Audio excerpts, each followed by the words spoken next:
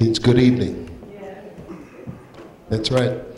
That's right. So I am curious for those of you that just kind of sat there for a moment on Sunday and said, okay, what is that preacher going to do with this? Where your mind went as we were deliberating. Anybody brave enough to kind of tell me, say something? Hello? Nobody's going to talk. Okay, that's how it's going to be today.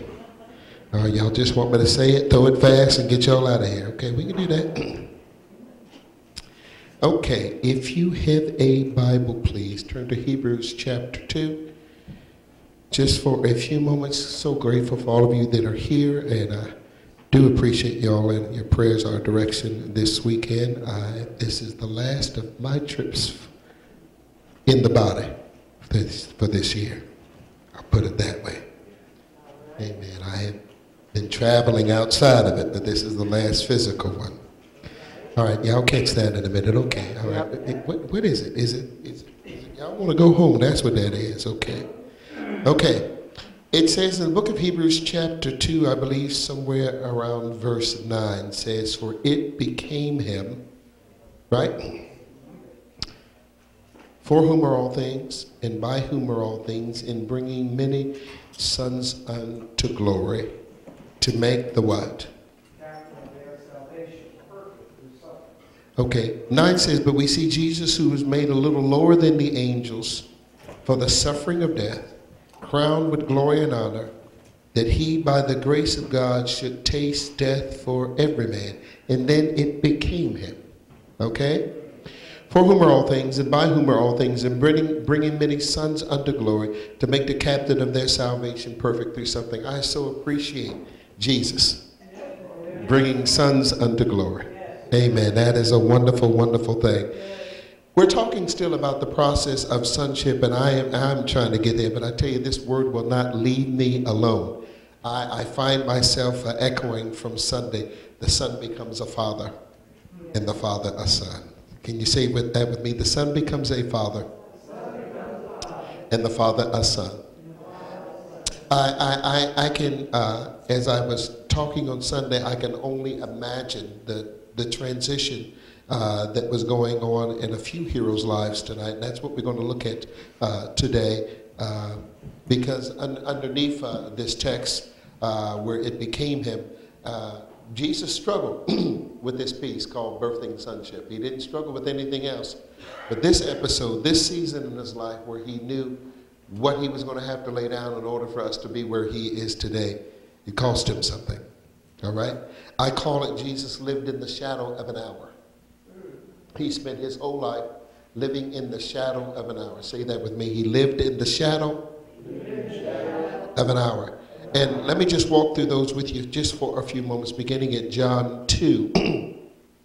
That this hour, I mean, imagine walking the earth realm in what we call healing, revival, revelation, restoration mode for approximately 3.5 years. But during that time where Jesus was busy going about cities and villages and countries and land, this hour was hanging over his head. Right?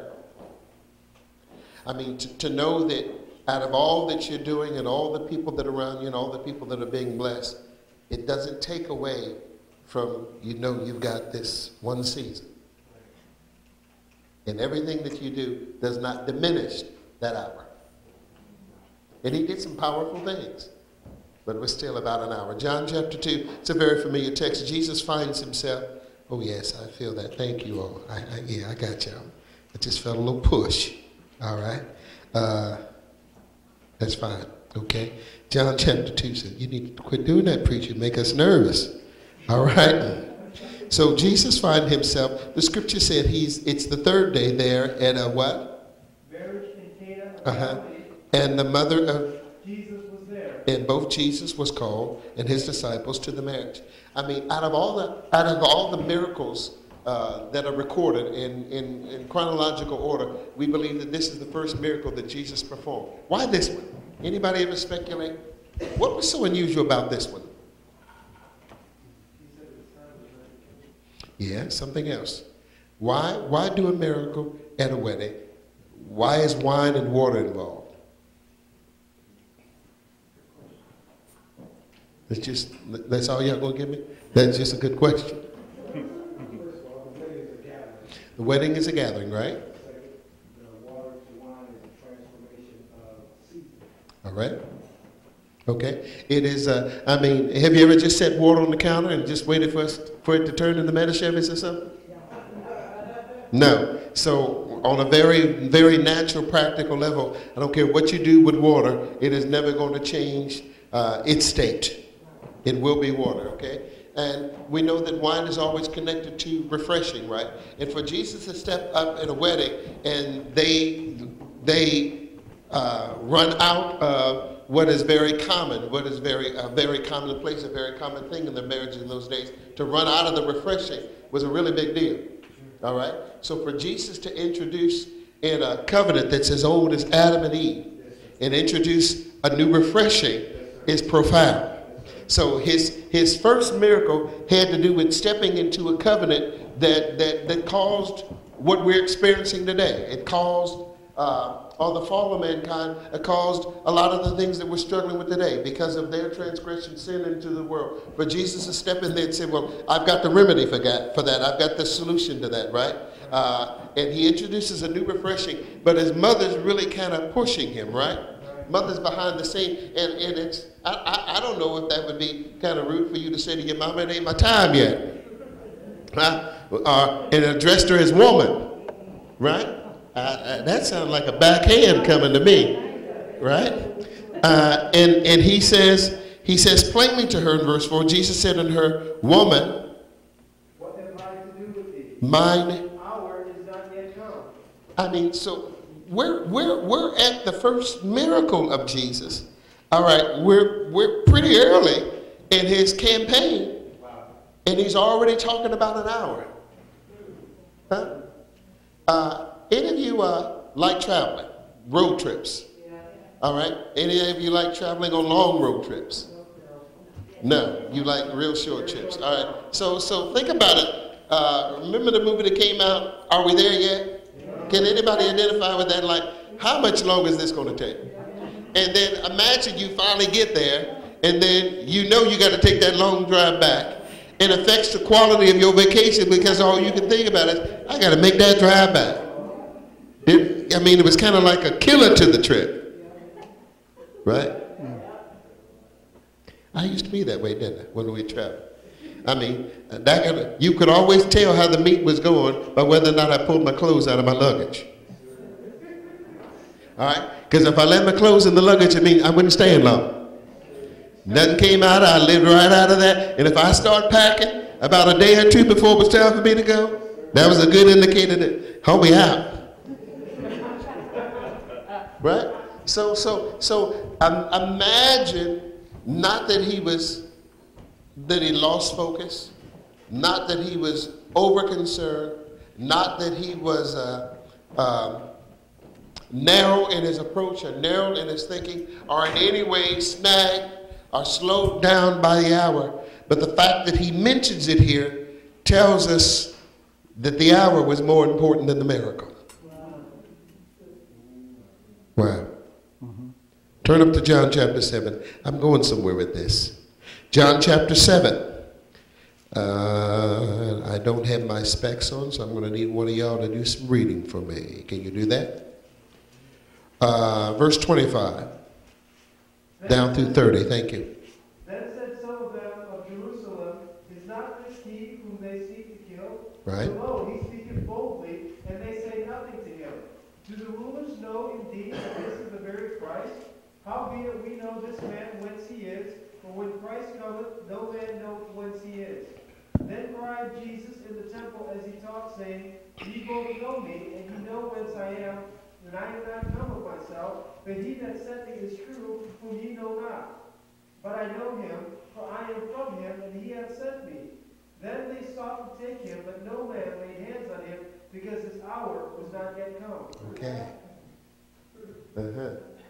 So they really want to do something about Jesus. But they couldn't because Because what? His hour was not yet come. His hour was not yet come. So as much as they were really wanting to apprehend Jesus and kind of put an end to this ministry going on right now, they couldn't because it wasn't his hour. All right, so I imagine things that probably should have happened to you and I, but they couldn't because it wasn't our time. It wasn't our season. It wasn't our hour. I mean, maybe somebody really wanted to dog you in. It didn't work because it wasn't your season. Or maybe you wanted to step into a large place and it wasn't time for you to step in that large place because it wasn't your season, your hour.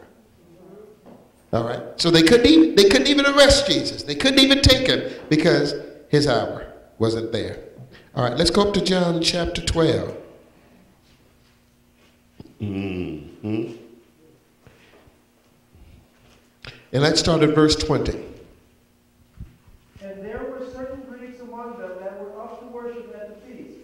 Then same came therefore to Philip, which of Bethsaida of Galilee, and desired him, saying, Sir, we would see Jesus. Philip cometh and telleth Andrew, and again Andrew and Philip tell Jesus. And Jesus answered them, saying, The hour is come that the Son of Man should be glorified. Verily, verily, Wow. Keep reading.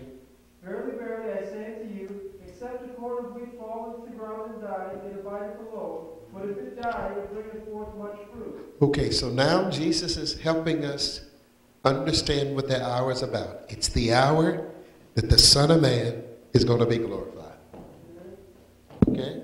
So your hour, my hour, your season, my season, is the hour that God is going to be glorified in us. All right?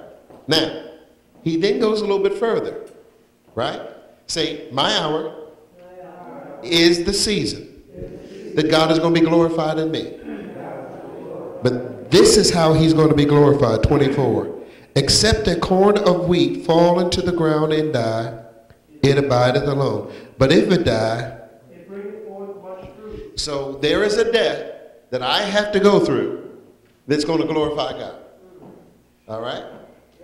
So there is a season, there is a moment, there's a time, there's an hour that God is walking me up to, right? And in that moment, in that season, if I surrender to that hour, to that death, I'm going to bear much fruit. Anybody in the room? All right, so the hour's approaching. Angela, thank you for the tea. It's wonderful. All right, look at 13:1. Now, before the 13:1, sir. Before the feast of the Passover, when Jesus knew that his hour was Uh-oh. Keep going. Keep going. He should depart out of this world unto the Father, having loved his own which were in the world, he loved them unto the end. Okay. Keep going. And supper being ended, the devil having now put in the heart of Judas Iscariot, Simon's son, to betray him. All right. Jesus, knowing Keep going. that the Father had given all things into his hands, and that he was come from God and went to God, he riseth from supper and laid aside his garments, took a towel, and girded himself. Okay. All right. So I'm intrigued. I mean, if you look at the text, I'm working on something for the prophetess this weekend. So what's Passover about? The feast of Passover. It is the celebration of In Exodus, where they crossed over. And what is the element that gave them the rite of passage? The blood. So it's about a transition from one place to another place that legally could not take place without the giving of some life or some sacrifice to make that happen. So Jesus now is about to cross something over, or cross a people over.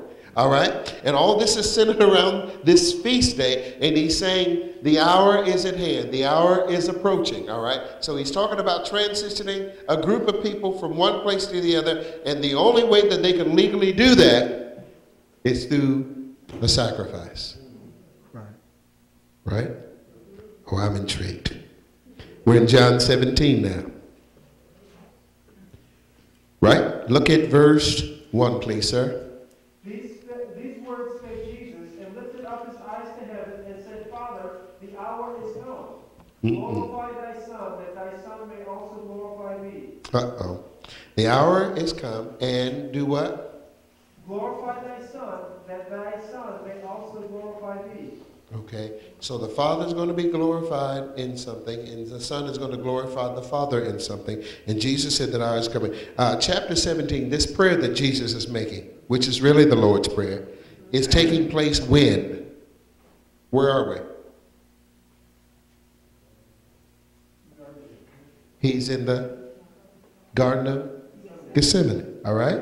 And now let's go up to Matthew chapter 26, because we'll now look at Matthew's translation of what was going on in this garden. Matthew chapter 26, and let's start with verse 18.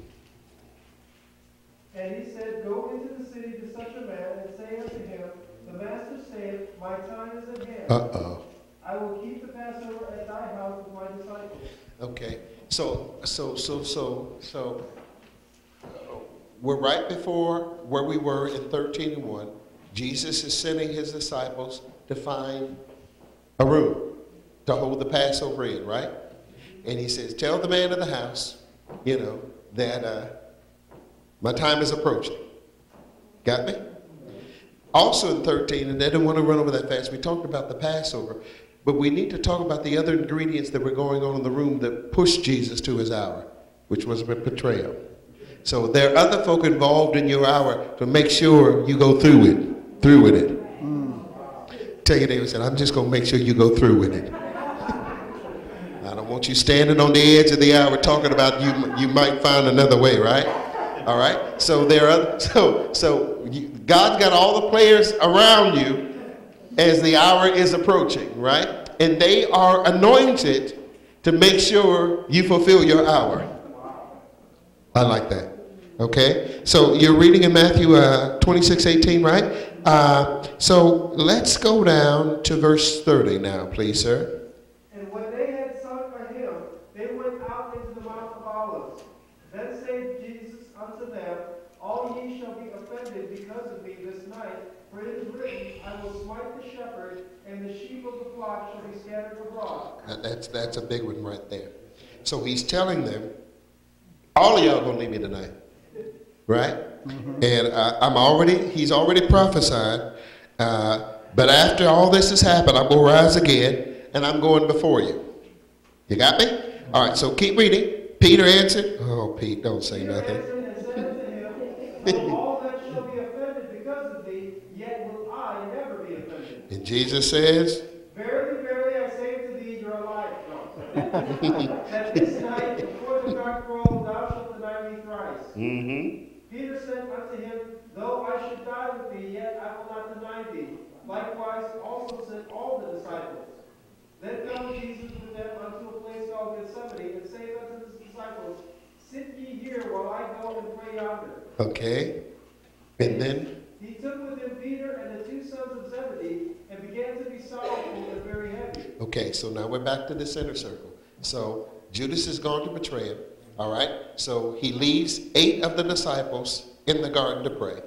He then pulls Peter, James, and John aside, and then he begins to tell them how he's really dealing with the situation. All right? Now we're in the room. All right? Jesus is about to hit his lowest moment, but it's God's greatest. All right? So my lowest moment is also the place where God is going to get his glory. Okay? Now we're not even going to the cross yet, and Jesus is talking about an hour. So you actually experience the hour before you do the death. Okay, y'all quiet on that.